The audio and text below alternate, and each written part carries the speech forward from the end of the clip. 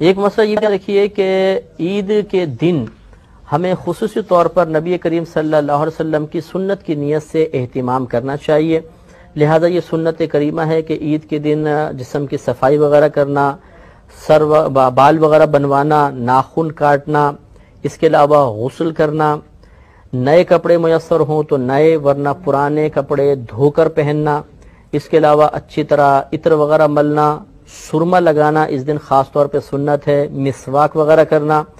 اور یہ نبی کریم صلی اللہ علیہ وسلم کی عادت کریمہ تھی کہ آپ ایک راستے سے عیدگاہ میں جاتے تھے اور دوسرے راستے سے واپس آتے تھے. لہذا ہمیں بھی یہ کوشش کرنی چاہیے کہ ایک راستے سے جائیں اور جب واپس آئیں تو راستہ بدل لیں، کسی اور راستے سے آئیں، تو یہ سنت کریمہ پر عمل کی سعادت حاصل ہوگی. اس کے علاوہ ہمارے نبی کریم صلی اللہ علیہ وسلم جب عیدگاہ کی طرف جاتے تھے تو پیدل تشریف لے جاتے تھے، سواری پر نہیں جاتے تھے. لہذا اگر ہماری مسجد یا عیدگاہ وغیرہ قریب ہے اور پیدل جانا ممکن ہو تو پھر پیدل ہی جانا چاہیے. ہاں اگر فاصلے پر کہیں دور جا کے ہم نے نماز ادا کرنی ہے تو وہ الگ مسئلہ ہے، پھر ہم سواری پہ جا سکتے ہیں، لیکن قریب ہو تو بہرحال پیدل جانا ہی سنت کریمہ ہوتا ہے. اگر عید الفطر ہے، یعنی جس کو ہم رمضان کے بعد والی میٹھی عید کہلاتی ہے، اس میں جب آپ عیدگاہ کے لیے جائیں تو جانے سے پہلے طاق عدد میں کھجوریں کھانا سنت کریمہ ہے. تو 3، 5 یا 7 کھجوریں تناول کر لیں اور اس کے بعد پھر مسجد کی طرف جائیں تو انشاءاللہ اس سنت پر ادائیگی کا ثواب بھی حاصل ہو جائے گا. اور یہ اچھی طرح یاد رکھیں کہ عید کے دن کا روزہ رکھنا مکروہ تحریمی ہے، یعنی حرام کے نزدیک ہے، لہذا عید کے دن کا ہرگز روزہ نہیں رکھیں گے. عید کی نماز ادا کرنا یہ واجب ہوتا ہے اور 2 رکعت نماز ہوتی ہیں. اس کا طریقہ انشاءاللہ میں آپ کو عرض کرتا ہوں. عید کی نماز کے بعد آپس میں مبارکباد دینا، گلے ملنا، یہ مستحبات ہیں اور مسلمانوں میں رائج ہیں، اس میں شرعاً کوئی حرج نہیں ہوتا ہے. ایک مسئلہ یہ بھی یاد رکھیں کہ عید کی نماز آپ ادا کرنا چاہیں تو کوشش کریں کہ پہلے جلدی جانے کی کوشش کریں. ہمارے یہاں ایسا ہوتا ہے کہ ایک تو ہم سو کر بہت دیر سے اٹھتے ہیں، پھر جلدی غسل کرتے ہیں اور وہاں پر جب خطیب صاحب دیکھتے ہیں کہ وہ مائک کی کھڑ کھڑ کی آواز سنائی دیتی ہے تو پھر ہم اسپیڈ کے ساتھ بھاگ کے پہنچتے ہیں اور سب سے آخر میں مصلی بچھا کے نماز ادا کرتے ہیں.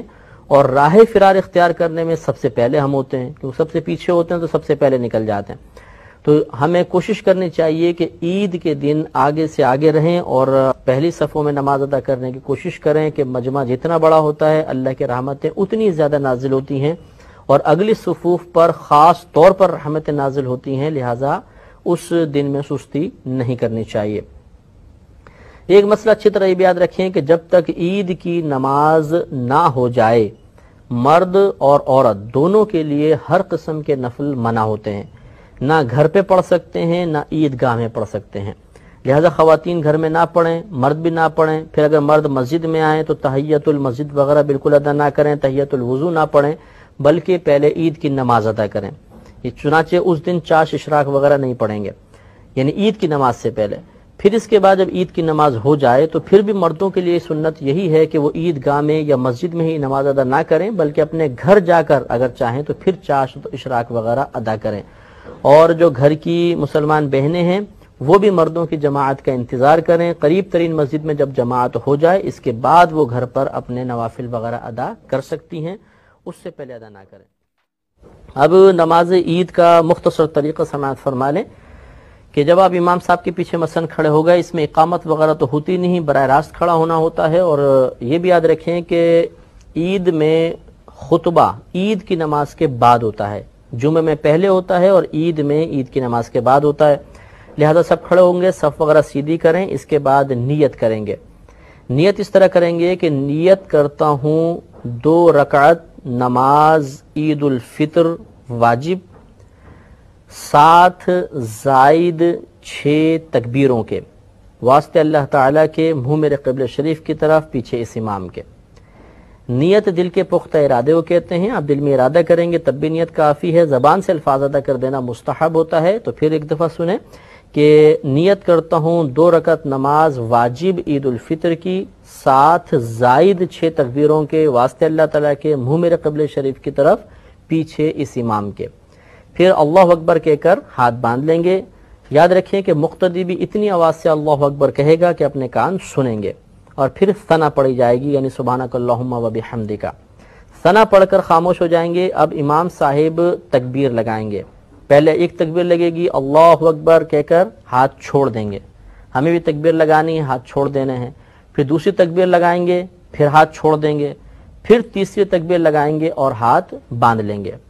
گویا کہ یہاں تک 4 تکبیریں ہوئیں۔ پہلی تکبیر جب ہم نے لگائی تو اس کے بعد ثنا پڑھی، پھر دوسری اور تیسری تکبیر لگا کر ہاتھ چھوڑ دیے، چوتھی تکبیر میں ہم نے پھر ہاتھ باندھے، یعنی چوتھی تکبیر کے بعد ہاتھ باندھ لیے۔ اب الحمد شریف ہوگی، سورت پڑھی جائے گی، رکوع سجود ہوگا۔ اگلی رکعت کے لیے امام صاحب کھڑے ہوں گے۔ اگلی رکعت میں پہلے قراءت ہوگی، اس کے بعد تکبیرات ہوں گی۔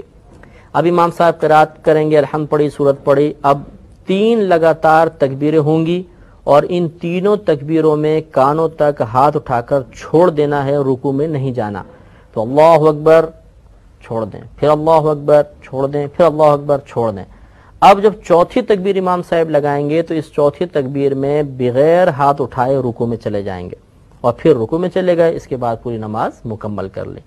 تو اسی لیے ہم نے نیت میں یہ الفاظ ہم ادا کرتے ہیں کہ 7 زائد 6 تکبیروں کے، اس میں 6 تکبیریں زائد لگتی ہیں۔ چنانچہ پھر ایک دفعہ سماعت فرمائیں کہ پہلے ہمیں تکبیر لگانی ہے، اس کے بعد ثنا پڑھنی ہے، پھر لگاتار 2 تکبیروں میں کانوں تک ہاتھ اٹھا کر چھوڑ دینا ہے، اس کے بعد ایک اور تکبیر لگانی ہے، اس کے بعد ہاتھ باندھ لیں گے، پھر قراءت ہوگی، رکوع ہوگا، سجود ہوں گے۔ اگلی رکعت میں پہلے قراءت ہوگی، اس کے بعد 3 لگاتار تکبیرات ہوں گی اور اس میں کانوں تک ہاتھ اٹھا کر چھوڑنا ہے۔ چوتھی تکبیر میں بغیر ہاتھ اٹھائے رکوع میں چلے جانا ہے اور پھر بقیہ نماز کو مکمل کر لینا ہے۔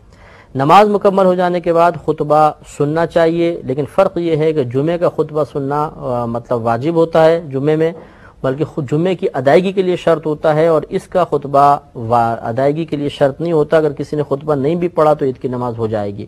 بہرحال خطبہ خوب غور سے سنیں اور اس کے بعد پھر آپس میں مصافحہ وغیرہ کریں، گلے ملیں اور اپنے گھر پہ واپس تشریف لے آئیں۔ کہ زکوٰۃ واجب تو ہو گئی ہے لیکن کیش نہیں ہے، تو کیا کسی سے ادھار لے کر ہم زکوٰۃ ادا کر سکتے ہیں؟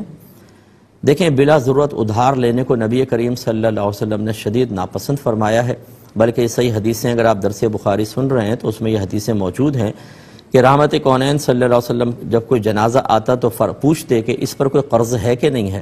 اگر کہتے کہ اس پر قرض ہے تو فرماتے تم اس کا جنازہ پڑھ لو۔ یہ ایک طرح کا اظہار ناراضگی تھا۔ بلا ضرورت قرضہ لینا شرعاً جائز نہیں، اور یہاں پر کیوں آپ قرضہ لے رہے ہیں؟ اس کا مطلب ہے کیش نہیں ہے تو سونا ہے، چاندی ہوگا تبھی زکوٰۃ واجب ہوئی ہے، تو بیچیں اپنا سونا چاندی۔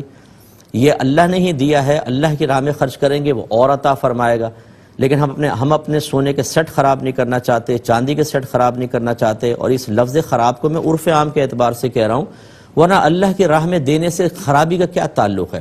لیکن عورتیں جب یہ سونا حاصل کر لیتی ہیں، وہ کہتی ہیں کہ چاہے جہنم کا عذاب ہو جائے، آخرت میں ذلیل و رسوا ہو جائیں، یہ سونا ہم سے جدا نہیں ہونا چاہیے۔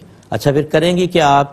وقت پہنتی بھی نہیں ہے مکمل، آج کل تو ویسی چوری چکاری بہت ہو رہی ہے نا، وہ گن پوائنٹ پہ ہمارے کراچی میں چھین لیتے ہیں، تو سونا پہننے ہی چھوڑ دیا ہے، رکھا ہوا دیکھ دیکھ کے خوش ہوتے ہیں، اور پھر فوت ہو جائیں گی اور وہ استعمال کرے گی کون؟ بیٹی اور بہو، اور وہ کون سا اللہ تبارک و تعالیٰ کی رضا کے لیے کچھ کر سکیں گے؟ اگر آپ کی تربیت حاصل کی ہے تو آپ نے تو ساری زندگی اس سے زکوٰۃ ادا نہیں کی اور ادھار پکڑنے کی کوشش کرتے رہے، تو پھر بچے بھی وہی سیکھیں گے۔ اس لیے اچھی طریقے سے یاد رکھیں، اس میں قرض لینا شرعاً جائز نہیں۔ آپ اپنا سونا بیچیں اور اس سے زکوٰۃ ادا کریں، اللہ تعالیٰ برکت دے گا، انشاءاللہ مزید آپ کو اللہ تعالیٰ اور توفیق دے گا۔ ایک یہ کہتے ہیں کہ رمضان میں بینک والے یہ زکوٰۃ کاٹ لیتے ہیں، کیا اس سے ہماری زکوٰۃ ادا ہوگی؟ جی بالکل نہیں ہوگی، اس میں شرعی تقاضے پورے نہیں ہوتے، تفصیل کی گنجائش نہیں ہے، لیکن بس جواب یہ ہے کہ بینک جو زکوٰۃ ڈیڈکٹ کرتا ہے یہ حقیقتاً شرعی طور پہ زکوٰۃ آپ کی ادا نہیں ہوتی۔ آپ از خود بینک کو منع کر دیں، از خود زکوٰۃ کو ادا کریں۔